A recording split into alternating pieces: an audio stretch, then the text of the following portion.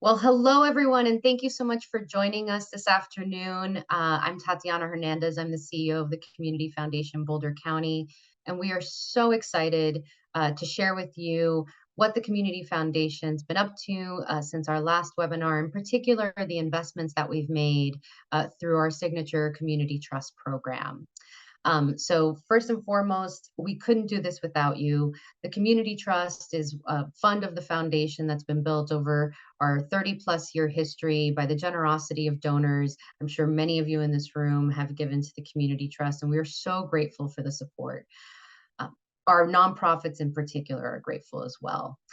So we'll do a quick overview of the Community Trust and our equity funds as well. Our equity funds include Veterans Fund, Bravo, Open Door Fund, so many funds that you are familiar with. Our phenomenal Vice President of Programs, Sarah Harrison, will walk us through that. And then Trisha McKean, our Chief Development Officer, will give you more information on how you can participate and continue to uplift the nonprofits in our community that are helping so many folks, especially during these difficult times. But first and foremost, I would just want to remind you who we are. Your Community Foundation, Boulder County, we manage approximately $100 million in assets. Over our history, we've given over $150 million in grants. This year, as you can maybe tell from the slideshow, we did a new strategic plan and a little bit of a brand refresh, keeping us current with the work that we do. And of course, we'll give you a quick update on the work that we're doing with respect to wildfire recovery and the Marshall Fire. So this is such an incredible slide, and I think speaks to the power of what can happen when like-minded people who want to do good in the community get together. This is a slide that demonstrates the Community Foundation's giving over time. And you can see just starting in 2017, 2018, that incredible exponential curve that we saw increase even more so at the start of the pandemic and over the last few years. And while the pandemic may have ended for many of us, some of those supports that were available to the community have unfortunately gone away. Even though inflation has continued to go up, housing prices have continued to go up. So for those people that are most vulnerable in our community, they're still feeling the financial implications of the pandemic and all of the other economic challenges that face low-income communities. And so when you're thinking about your giving, please, please, please, we encourage you to make sure to be generous if you can, to the extent to which you can, but also remember the pandemic may be over for some of us, but there's a long tail for many, many members in our community. And so in case you haven't checked out our new strategic plan, this is our new vision, our new mission, and our values. We really hold the values true to our heart. This is an evolution and frankly has been true for our institution from day one. You know, we value the humanity and the people of our place. We do this work with integrity and trust, making sure that we're stewarding your resources to the utmost of our ability. And we will always be in collaboration, not just with people, but with the organizations with which we work. It's incredibly important that we think of our work and certainly the work of uplifting community as a team sport. And sometimes we play a leadership role, sometimes we play a support role, but it's always in partnership with others. We think about our work in three buckets. First and foremost, the donor services that we provide to the hundreds of donor advisement holders that trust us to enable their grant making.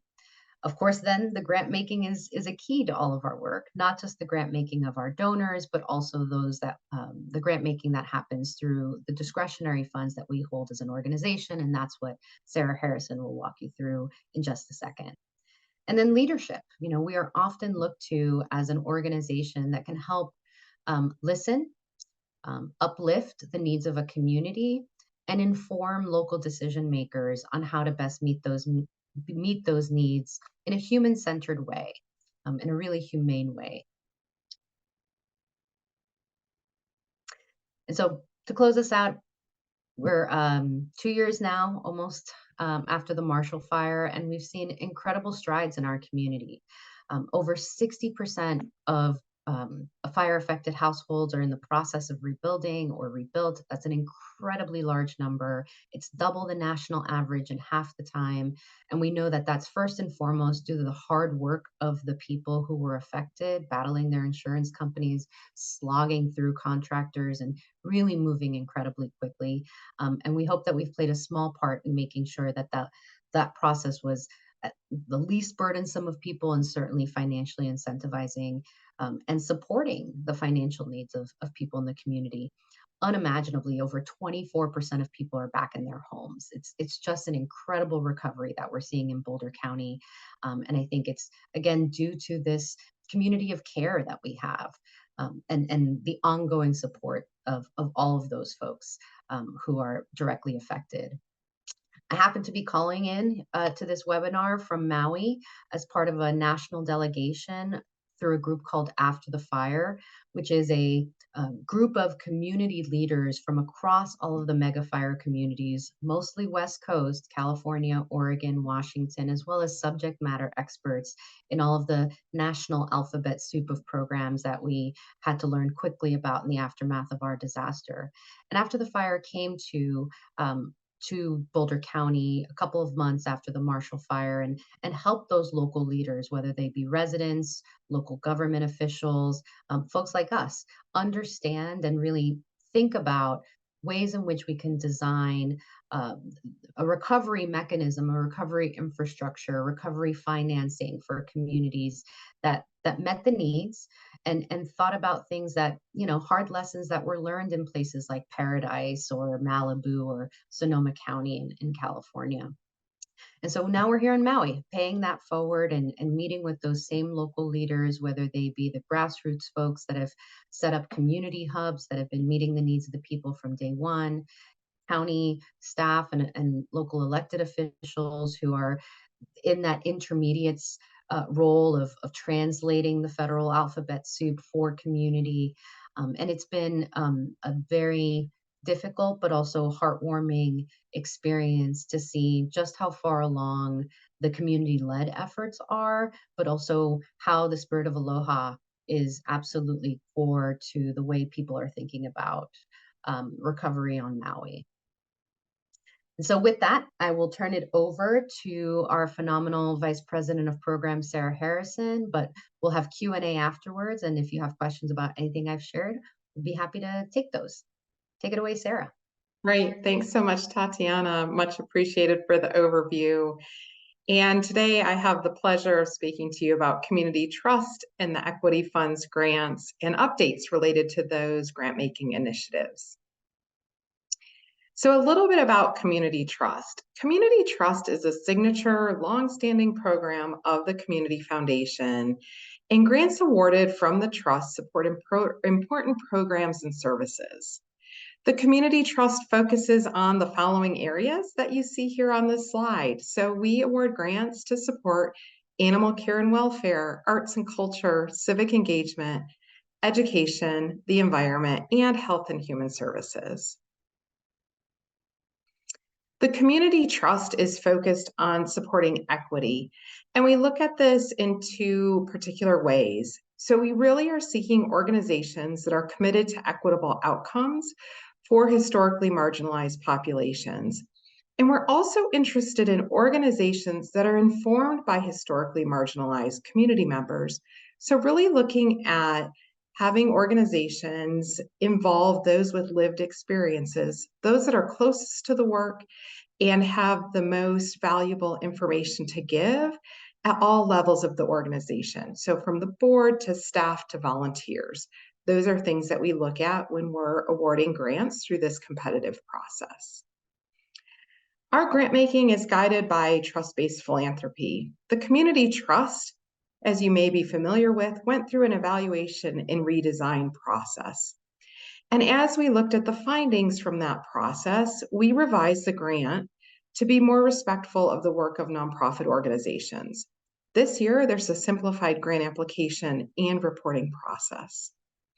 We really wanted this process to be right-sized based on the size of grant and trust that organizations can identify their key work without an extensive review process.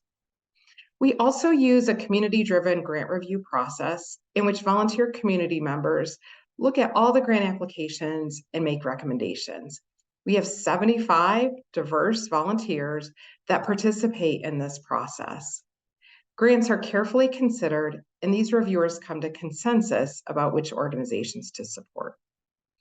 As we look at trends in philanthropy, the use of trust-based philanthropy and also the voice of the community is such a key aspect to our work and to where we are headed in the future. When we look at community trust for this year, we saw a number of trends that I'm excited to share with you at this point in time. So we had a record number of grant requests that were received. We had approximately 15% more from last year, both in terms of the number of grant applications submitted and also the funds requested. We're also seeing a significant increase in requests to support the area of health and human services, which really focuses on basic and safety net needs across our community. As we all know, the cost of living has increased. Living in this community is also more expensive, and we're seeing that reflected in the grant applications that we're receiving. Nonprofits that we have received feedback from commented on the ease of the community trust process, which allowed them to spend their time providing programs and services in the community. As an overview for community trust for 2023, there were 208 applications submitted requesting over $1.5 million.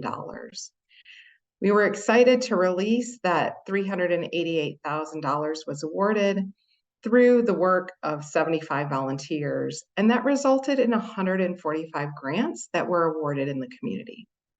On our website, you can find a complete listing of the grantees from Community Trust. As we look at these by area, you have animal care and welfare, which we awarded approximately $19,000 to the following organizations. These grants focus on efforts to ensure that income is not a barrier to accessing programs or services and support for animals and their people when they're impacted by hardships. In the area of arts and culture, these grants were focused on work dedicated to access, inclusion, and amplification of the arts and culture for historically marginalized groups. These grants totaled $84,800.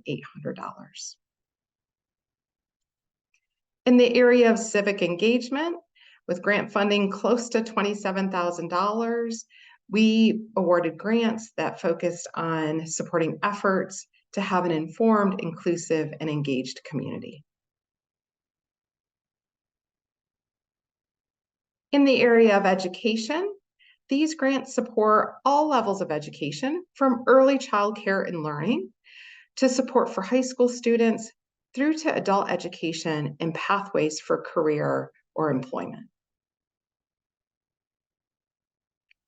The environmental grants that you see before you, those grants totaled $34,000, and these were focused on improving the environment through an equity lens in areas such as environmental education, energy conservation, and soil health initiatives.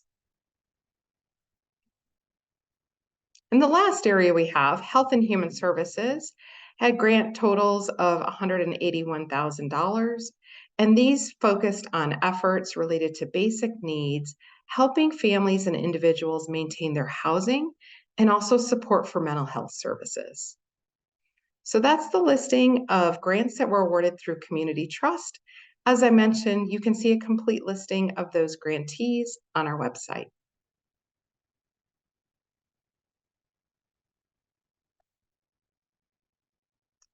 And as Tatiana mentioned earlier, we have also been able to do some grant awards in our area of equity funds. So there are 3 funds that we recently released grants for. This is the Bravo Fund, Open Door Fund, and Veterans Fund. As you can see on the slide, the Bravo Fund is focused on supporting the Latino community, looking at promoting social justice, leadership opportunities, and empowering Latinos. The Open Door Fund is focused on supporting efforts led by and serving the LGBTQ+ community. And veterans funds support the strengths and needs of veterans and their family in Boulder County, supporting veterans, transitioning service members, and their families. In terms of grant applications received for these funds, as we saw with Community Trust, there was a great response and a request for financial support. We received 47 applications, totaling $231,000 in funds requested. Bravo Fund was able to award $13,000, Open Door Fund awarded $51,800, and Veterans Fund awarded close to $11,000. These funds also have volunteer advisory members that are involved in those communities, and they assisted in the grant review process. We are excited to have these Equity Fund grantees for 2023. Here's the listing for Bravo Fund, Open Door, and Veterans Fund. And as you can imagine, the job for our reviewers was really difficult, as there are so many great programs and services out there in the community, and such a demand for support and an interest in supporting the excellent work that's going on. So at this point in time, that's a snapshot of Community Trust and also equity funds. We'll open it up to questions, and I'll pass it along to Trisha, who's been keeping up with those. Very good. Thank you so much, Sarah. Hi, everyone. Trisha McKean, our Chief Development Officer. Tatiana, you might come off camera also and take a few of these that I've received. Sarah, I'll start with you. I guess both of you could answer this question. What future initiatives are you planning in 2024? What's coming up, guys? That's great. Tatiana, do you want to start organizationally, and then I'll talk about grant making? Sure. So I think, one of the things that we learned through the work that we did in partnership with Boulder County on the American Rescue Plan Act engagement, again, for folks who may not remember, the American Rescue Plan Act devoted for Boulder County $64 million in post-pandemic supports. We invited the county and provided some supports with the generosity of the Knight Foundation and in partnership with them to engage community members to really understand what are the critical needs that are facing low-income people in Boulder County. And we heard very clearly housing affordability being one of the most dire, mental health supports being another area that people needed help in, as well as just economic mobility. And so you're seeing some of our local officials addressing some of those issues, whether they're through the American Rescue Plan Act or through policy changes.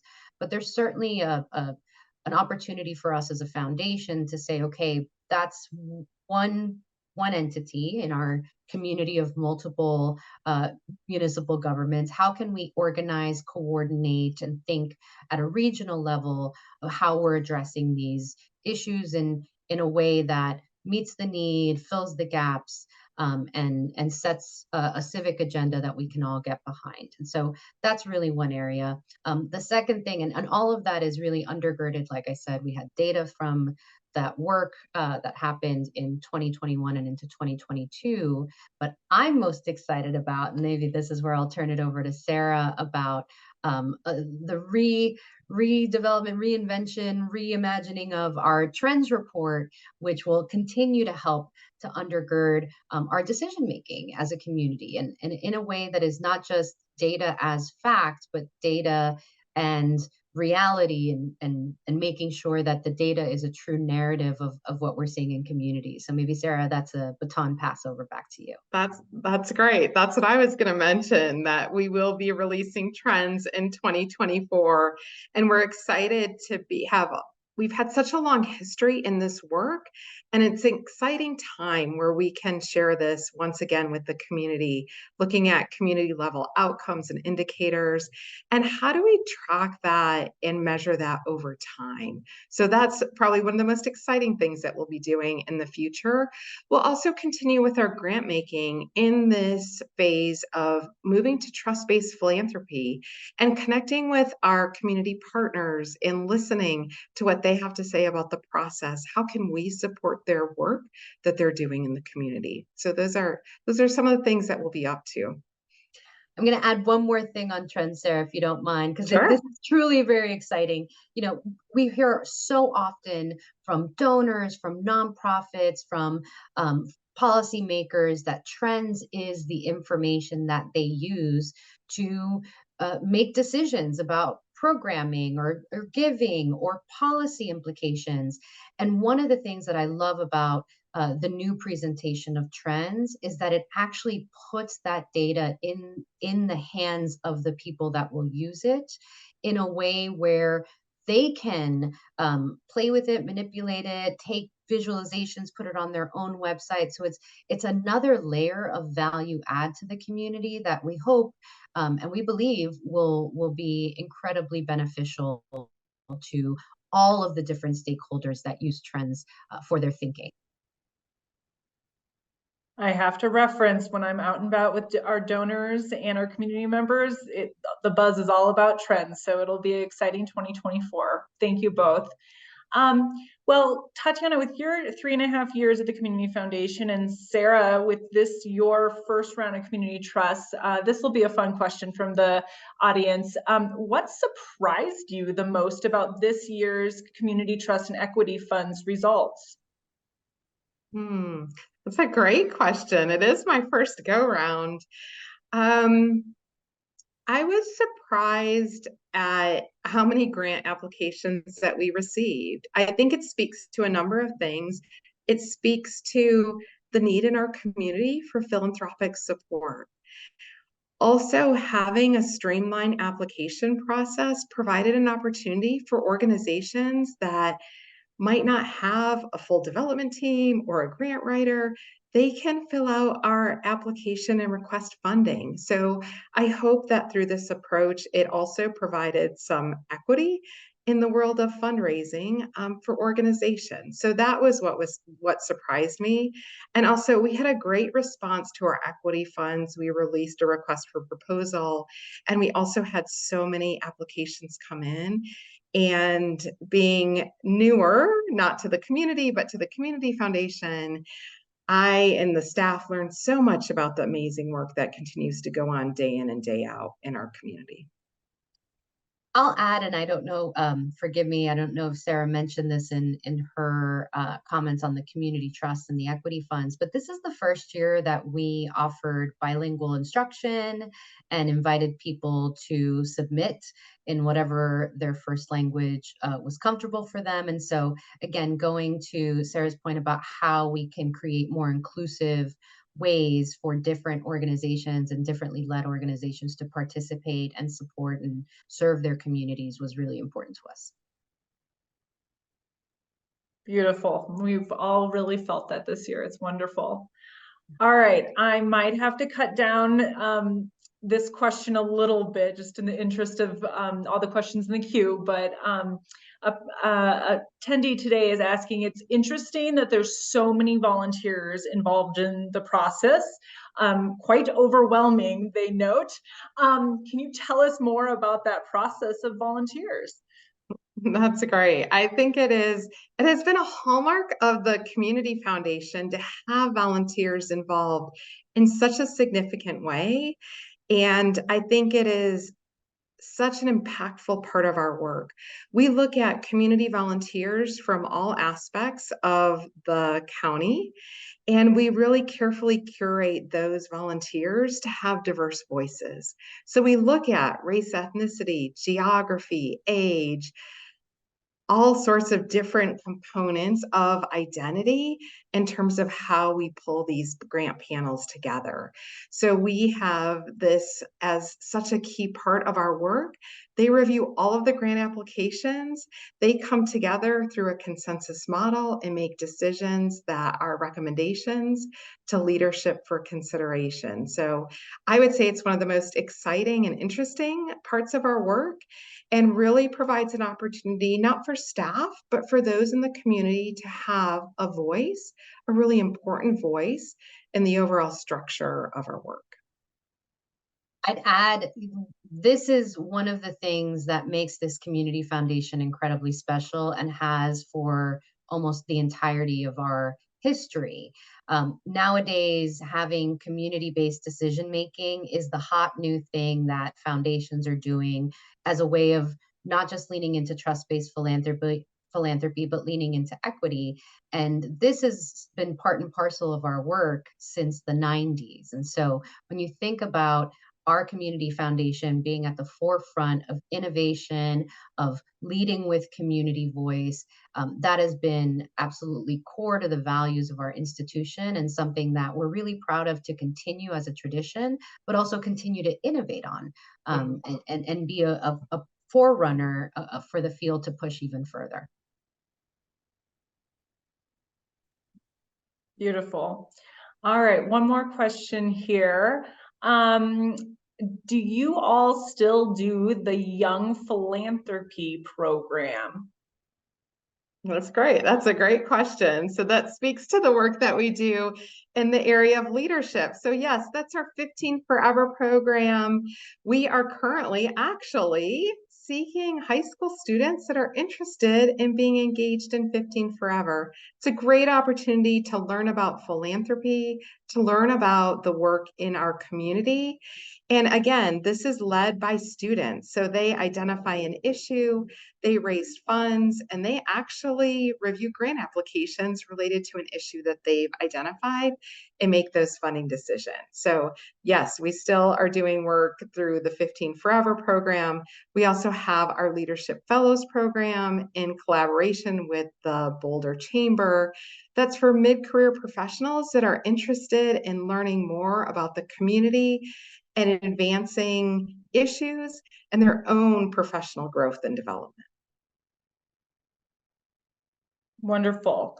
All right, I'm going to do 2 more questions here from the attendees that I have in our box. How is the Community Foundation funded to do this work of the community trust? I guess I could take that from a fundraising perspective. That's my cup of soup.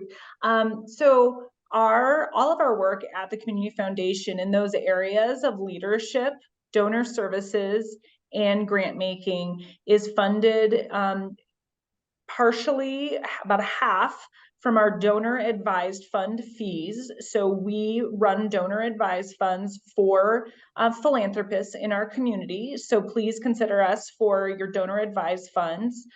You're basically your philanthropic bank.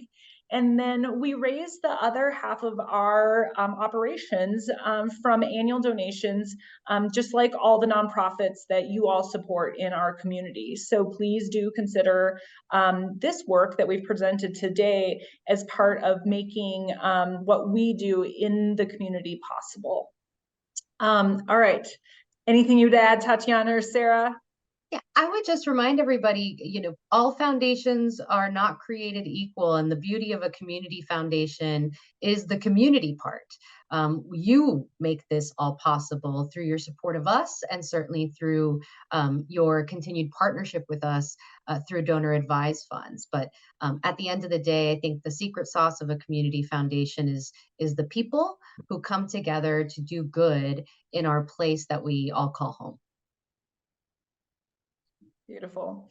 So this kind of comes back to the community trust and funding again. That's a lot of work and could be a lot more money, this attendee writes. Tell us about the amounts being given away. Where did those come from? That's a great question. So what we do is we look at how much has come in terms of grant applications requested, and then proportionally disperse grant funds based off of that. So as I said, our volunteer reviewers have a really difficult job. Applicants can request up to $9,000 in support.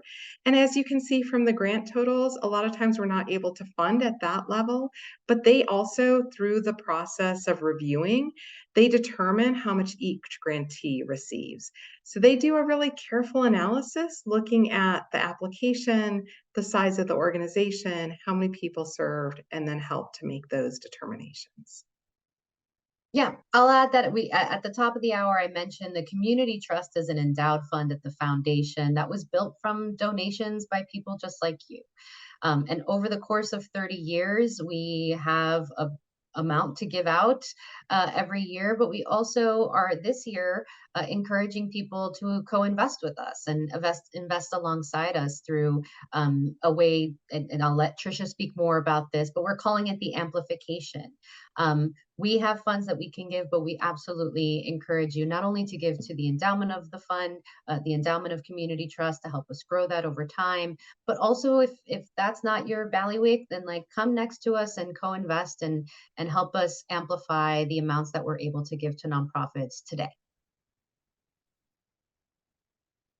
Tatiana, would you say a little bit more about coming alongside the nonprofits and our hope for, sharing the nonprofits that the community volunteers have identified and what that is in our community to help philanthropists make their decisions? Oh, great question, Trisha.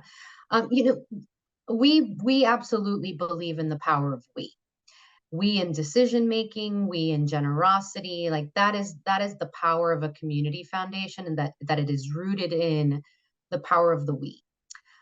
So you as a donor may not have the on the ground experience or have worked directly with any of these nonprofits, but the curated committees that are involved in the decision making often do have people who might have been program participants of the nonprofits or who've worked or in the field of have an area of expertise in any particular given field. And so you can really trust the decision making that happens through that collective committee driven, advisory committee driven power to say, like, I don't have to do the due diligence as a donor and try to research every single institution and every single organization. Like, I can just look to the community foundation and the organizations that were supported, and you can either, find one that speaks to you and your passion, or give to the community trust gift fund, and we'll distribute that